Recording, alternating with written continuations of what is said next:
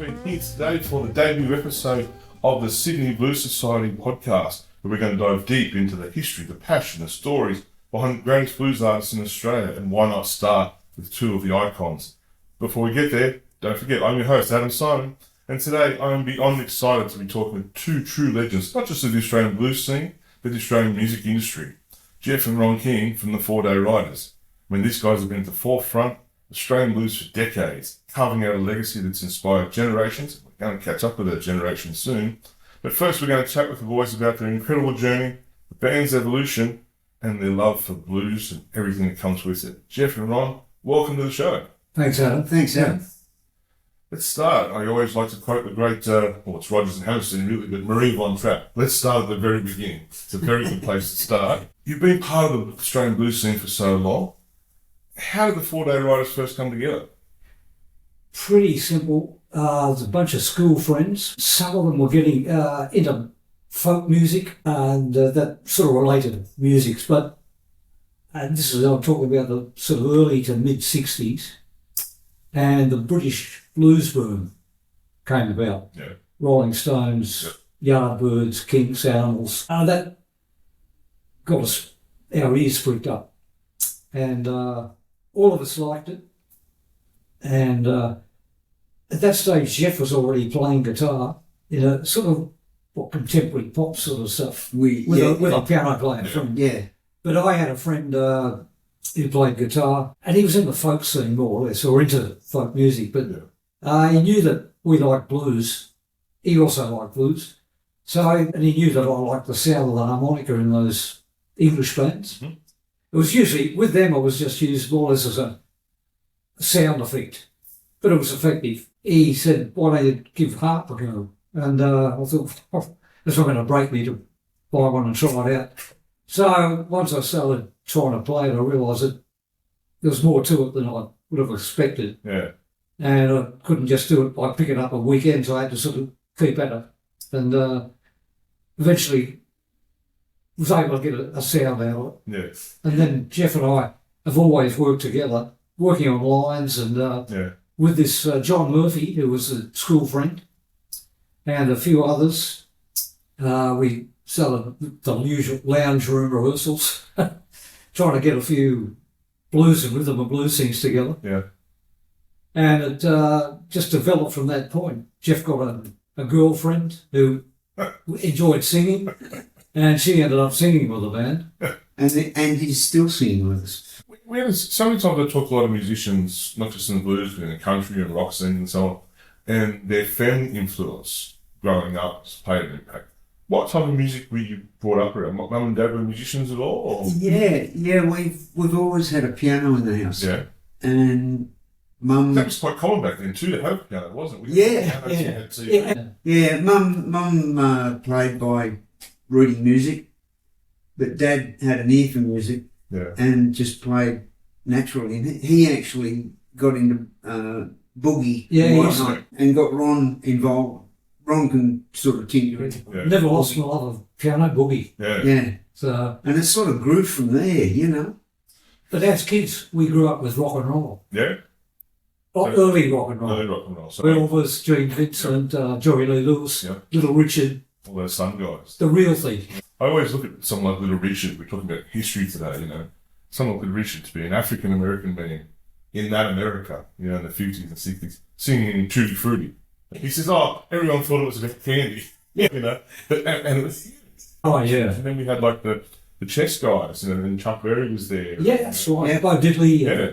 I remember even Chuck Berry was saying like he got arrested for having a drink with a white woman in a car park. He said, well, hang on, go and hunt down my good friend Jerry Lee Lewis, who's married his 13-year-old cousin. Reprobate school. Times certainly changed then. You learned music in school as well at that time? Or was that after school? No. Neither of us are readers. Mm-hmm. We've learned a bit about theory just so we know what we're doing. And we've sort of learned as we go. Yeah. And we've been lucky to play with guys who really know what they're doing. Mm. And we've learned a lot from all the guys who we've associated with.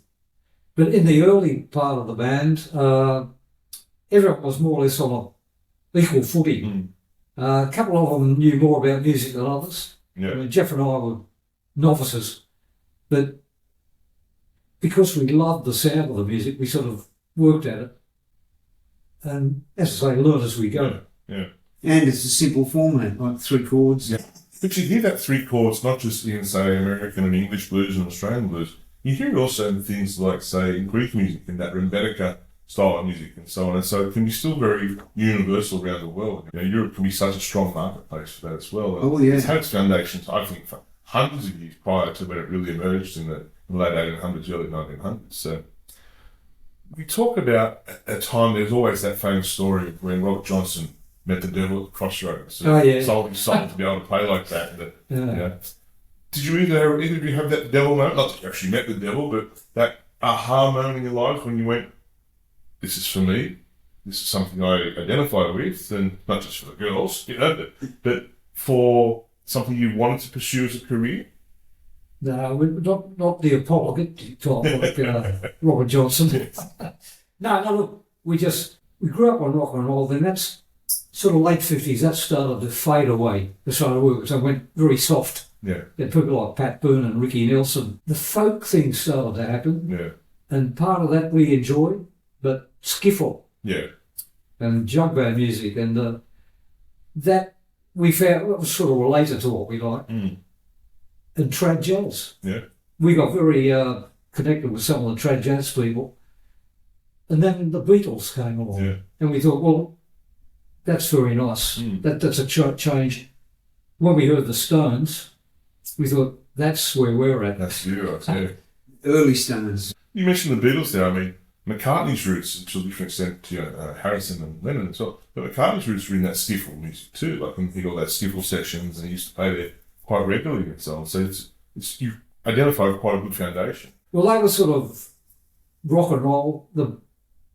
I think the Stones were more rhythm and blues, you know.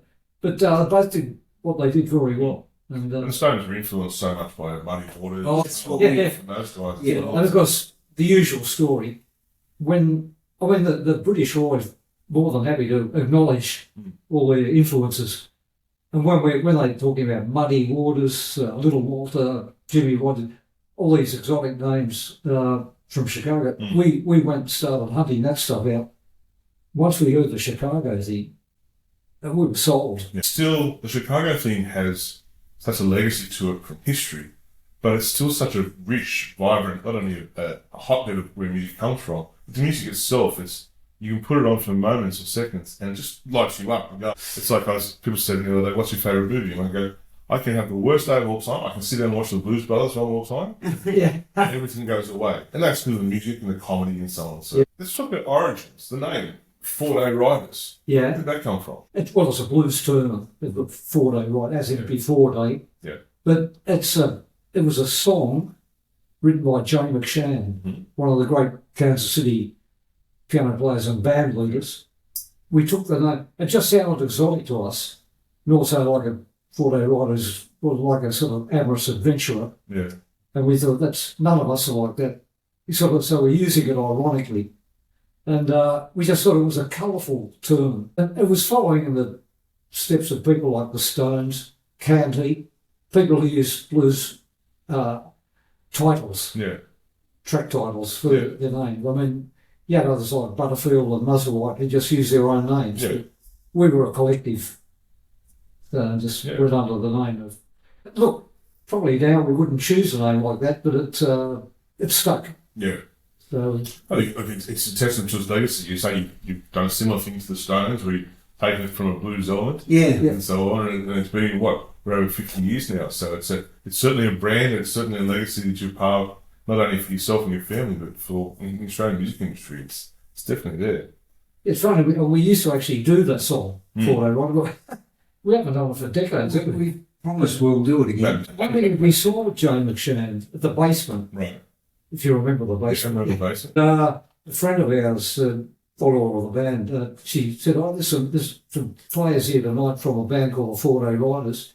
Could you do that song? Yeah. So he did it. Yeah. You know, so. It's funny how those little things, those little impromptu things come up, isn't it? I remember I was talking to George Washington, who's telling me about, We know him.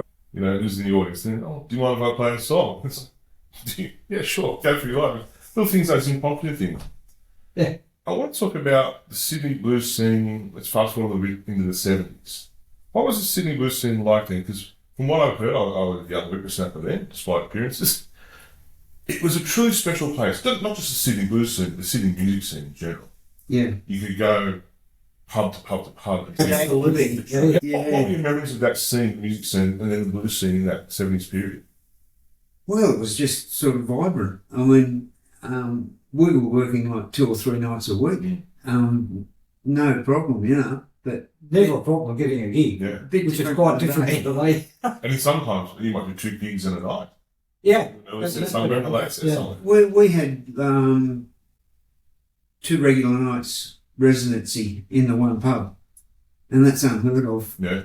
today. Where you was know. that? That was the 3 weeks. 3 weeks in the 70s, yeah. Yeah. The rest That pub Yeah. used to have blues every night of the week. Yeah. It was packed every night of the week. Yeah. People went to gigs then. That was what people did. They went out and drank and watched the band. I remember going there, even when I was in uni, that was there. I remember, going with my uni friends there. We saw the Bushwhackers there one night. Yeah. And it's the first place I met my hero, Guy Clark. It's singer-songwriter from Texas. Little bar in Dr. Roselle. There was this Texas icon who I followed, my uncle followed. And it's like, we don't have places like that anymore, do we? No, the We whole don't. culture's We changed. don't. I mean, Yeah. people go to these huge events, big dance parties and all that sort of stuff, but the little pub scene is not the same at all. Why do you think that is? What's changed? Look, I think there was a bit of a change when the drink drive laws came in. Yep. We used to see people leave French's, where we played for about 8 years up at Darlinghurst. Yep. We see people like could hardly stand up. They get in their car, would just fall into their car, Yeah. Yeah. and take off into the night, and you think, well, don't know whether I'll ever see him again. Yeah. So that started limiting a little bit. There was a recession, pokies came in, all these sort of home entertainments cropped up, Yeah. and the whole culture sort of changed over a couple of decades. The 80s it was still happening. Yeah. The 90s, you could start to feel the change. I think a lot of the pubs were owned and managed by the owner. Yes. Then something happened where they got sold, and a corporate would take over and Yeah, company takes over. and just get someone to manage it. Yeah. And if they're not music related, they weren't interested. It's easy to find a couple. Yes, they're all sort of new Yeah. broom, sweeping clean. Yeah. They would change everything, and we'd be out the door. But we had very long-lasting residencies. I mean, French we played for 8 years. Yeah. The Clock and Fiddle we played for nearly 10 years. Right. That was, as Jeff said, when you've got the owner who's into music, Yeah.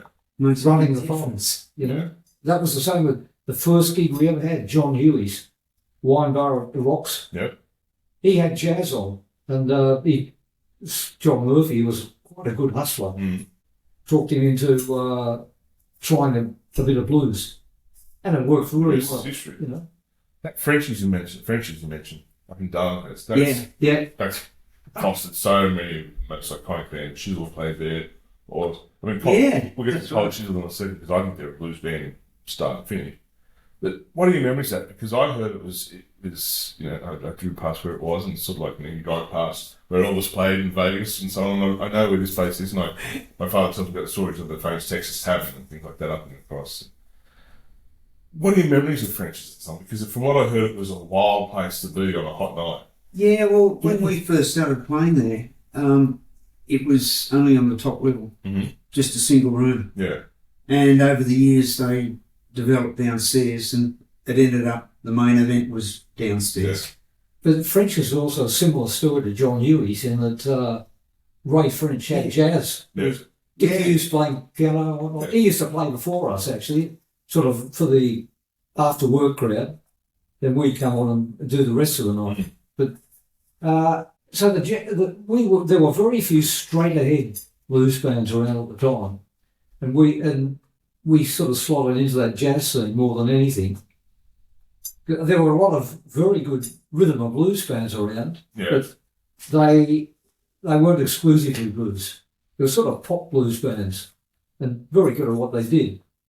But we were strictly blues, Is that something that you've had to balance throughout your careers, moving away from that blues genre into a more commercial, mainstream thing? Is that something you've had to balance, that commercial appeal? You just stayed hard and fast to your true foundation? Just stayed with what we enjoy hearing. And we've never had the need to sort of try to have a hit or be commercial. Yeah. Because it's interesting, because I mentioned Cold Chisel before, and Cold Chisel is celebrating their 50th anniversary to start next week, and I've always said Cold Chisel were a blues band. I still think the Doors were a blues band to start with, But then they get, a record coming like Pick 'em Up, and then that commercial appeal comes, and you've got to make it a little bit more pop or rock. And possibly money is involved. But I think then that is also then where the music might lose a bit of its, not I'm saying Cold Chisel, but other bands, for instance, might lose that authenticity because the money becomes involved. Yeah. And, well, I have to have the money because I know the record company money, whereas you guys have stuck to your guns. And you've not had that issue where you are a record company for thousands or hundreds of thousands of dollars. And I think that's allowed you to stay true to your spirit that you found, your love of this music to start with. Is that something which you've been aware of? Because I certainly see as an outsider looking in, that's something I can identify very quickly. We never felt any pressure to compromise, really. And that's... They were saying a little slot. Well, I mean, there is a good blues scene, or has been in Sydney for a long time now, but when we started, we were very much on the fringe, playing purest sort of blues, really. Yeah. And we're seeing that resurgence now. I mean, I was talking to some few months ago, we had the Cronulla Jazz and Blues Festival, we had a chat with you, and then I sort of got to dig in, and it's like, they've got these venues in Sydney, like Miss Lee's and Butcher's Brew, and Leichhardt Bowling Club, and Hollis Club, and so on. All these places, and I've started going to them a fair bit. Not that I needed more music to see. And it's Tuesday night. There's 50, 60 people here in the middle of winter. No other genre can really do that. And I'm trying to figure out, it's almost like that meaning of life, or when we had the box, $64,000 question, What do you think it is about that it keeps drawing audiences of all ages now too? I was with Miss Lee's 3 weeks ago, and the youngest person there was 15 or 16 with their family. The oldest person, they had a guy on their jam night, was 96 years old, I think that's it. Yeah. What do you think it is about blues as a genre that keeps finding new audiences and keeps it alive for generation and generation? Look, it's sort of rhythm based. People can't resist certain rhythms, foot tapping music. Yeah. And that's our sort of criterion, really. It's got a swing. Now, we've heard a lot of bands that they're playing 12-bar, you could say contemporary blues, but they don't keep the momentum going. It's a very stiff rhythm playing, and it changed the whole feel of it to us. And I think that word there, feeling you mentioned. I just did an interview where you guys arrived with Lockie Dolly. And it's Lockie, I said, I see you, and it's like when your fingers touch the keys. You can sort of see it running through your body, your lives and so on. And I see that in you guys as well. And that's that spirit, and I think you're quite saying, if you get that electricity, you get that connection or that feeling from the music, that's what keeps it going for you, doesn't it? Whereas, say, if you that band you mentioned, and you can tell it's very stiff. The love goes very quickly. It's almost like a relationship, isn't it? You have to be connected, otherwise you drift apart. I mean, if you listen to the Muddy Waters band, you've got 7, maybe 8 guys playing. And they're all over each other, and yet not getting in each other's way, but they're always swinging. That's what we endeavour to do, that's our aim, When the band has toured, I mean, you talk about Muddy Waters fans have a whole new career in Europe. The US pretty sort of declined. Let's go through the places you guys have toured. You toured all over Australia. Well, pretty much everywhere. Wonthaggi or Thargomindah are on the list. We've got to get there one day. So where have you toured in Australia?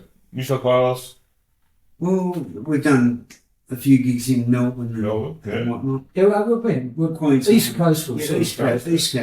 And out to Alice Springs. That was the all-time favourite. The one and only Alice Springs. And that's interesting to mention because I spent some time in Alice Springs in ENT a couple of years ago, and especially in the Indigenous community, there's a strong love of blues music. And again, you see how people dance and the communities come together and so on. What were your memories of playing Alice Springs? When was that about? Do you remember? Well, there were a lot of beer cans. Yeah. An oval. We need to. Yeah. Beer cans. Yeah. They could drink on there. Aside the big things, what do you remember about playing the music and something in the audience? Good times singing and dancing along? Well, it was a real event for us because it was such an experience flying out there in a little 16-seater.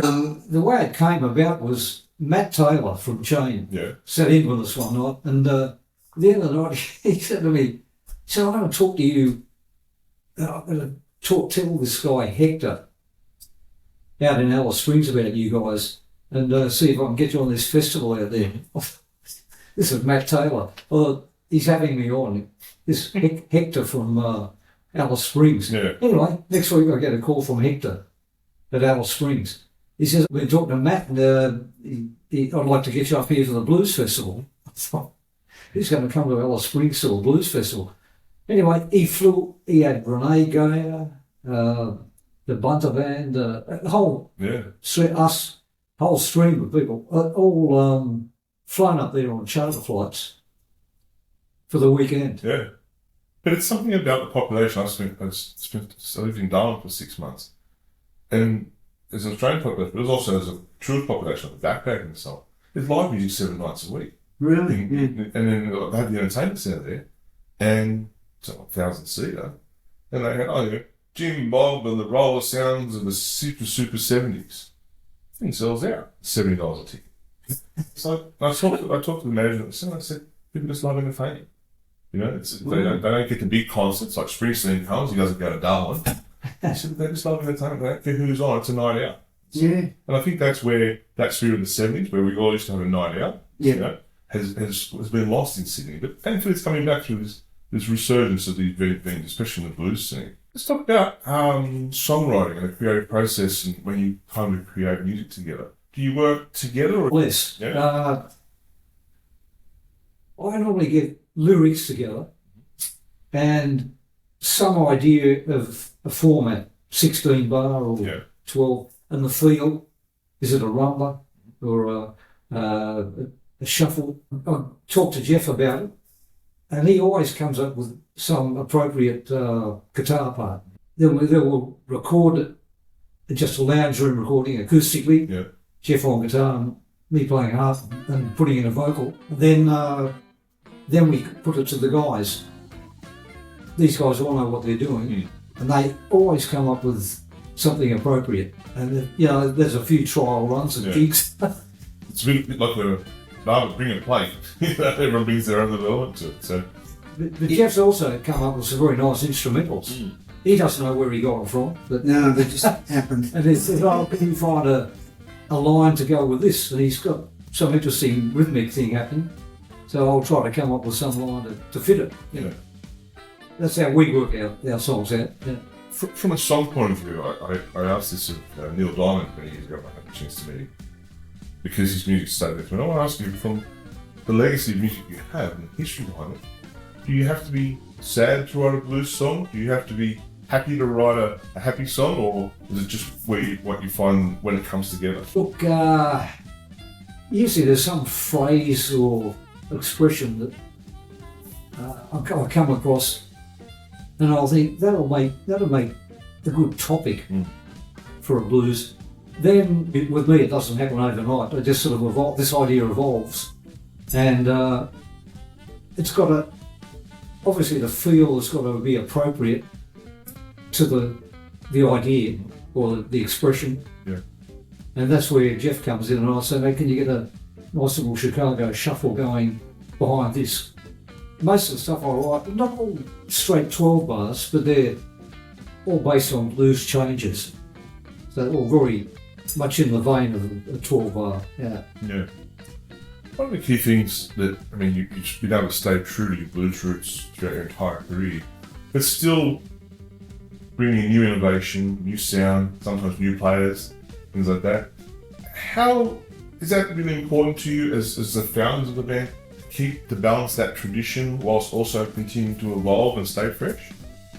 Yeah, we often sort of look for numbers where we can utilise slide guitar, because that introduces another